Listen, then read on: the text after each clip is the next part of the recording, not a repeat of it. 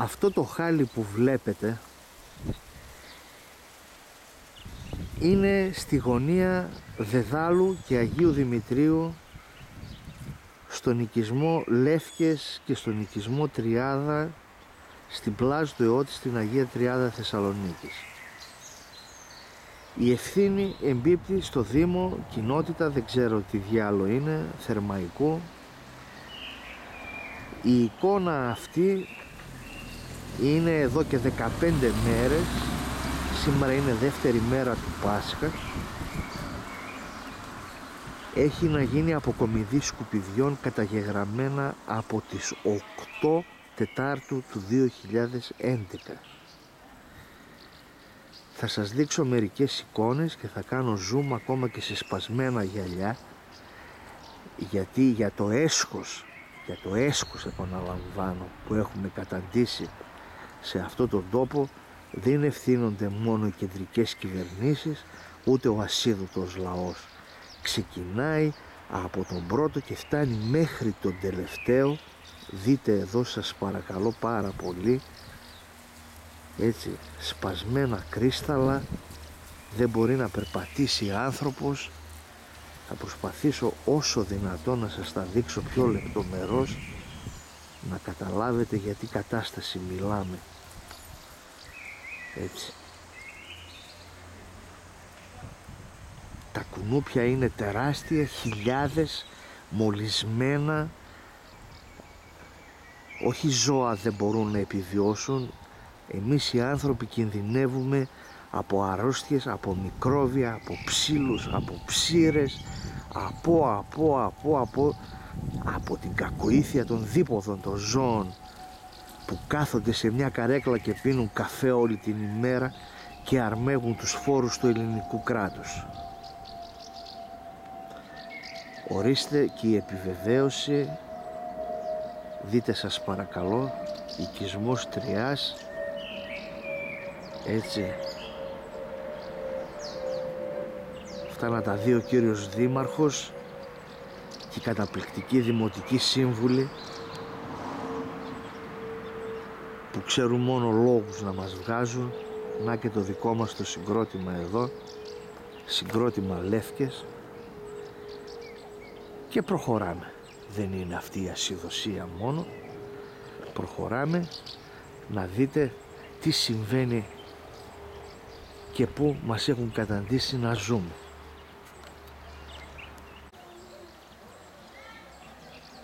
Εδώ βλέπετε λοιπόν άλλη μια επιβεβαίωση, λέει συγκρότημα Λεύκες. Σας παρακαλώ πολύ, θα κάνω ένα zoom για να δείτε πάλι αυτόν τον απίστευτο όγκο σκουπιδιών. Θα προσπαθήσω με όσες δυνάμεις έχω σαν ένας απλός άνθρωπος, σαν ένας ιδιώτης, να στείλω αυτό το βιντεάκι όπου είναι δυνατόν, όχι γιατί περιμένω να συμβεί τίποτα, αλλά για να προσθέσω ότι στον εξευτελισμό αυτού του κράτους διεθνώς έχουμε όλοι ένα τεράστιο μερίδιο ευθύνης και δεν μπορούμε να το συγκαλύπτουμε και να το κρύβουμε πίσω από παχιά λόγια, να βγαίνουμε στην τηλεόραση και να αγορεύουμε και να λέμε αηδίες, λες και όλοι εμείς οι Έλληνες πολίτες έχουμε κολλημένη μια ταμπέλα στο κούτελο που λέει είμαστε ηλίθιοι και τρώμε χόρτο. Όχι, δεν τρώμε χόρτο πια. Έτσι και κάπου θα πάρουμε και τα ενία στα χέρια μας και ας έχουν τη συνείδησή τους ένοχοι όσοι μας κατάντησαν σε αυτό το χάλι. Συνεχίζουμε λοιπόν με άλλες ασυδοσίες.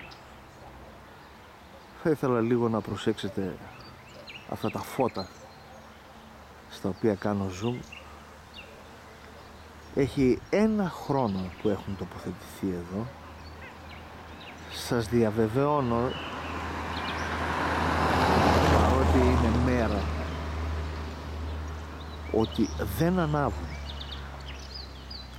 Φαγώθηκαν μίζες, μπήκαν τα φώτα δεν ανάβουν όμως.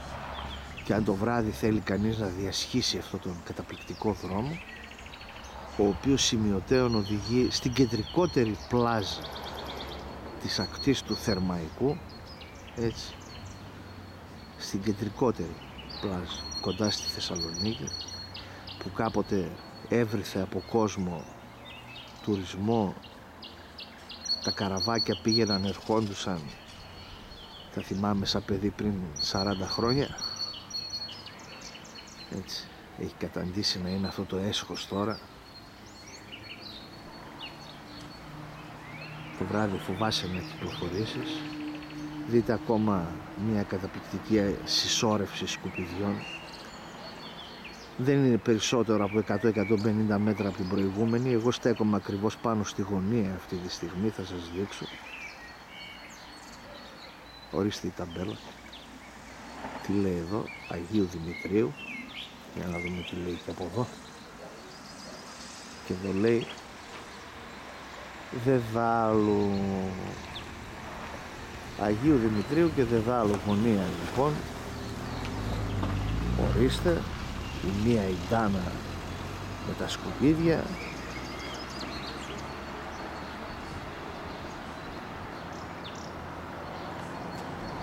ορίστε και η άλλη.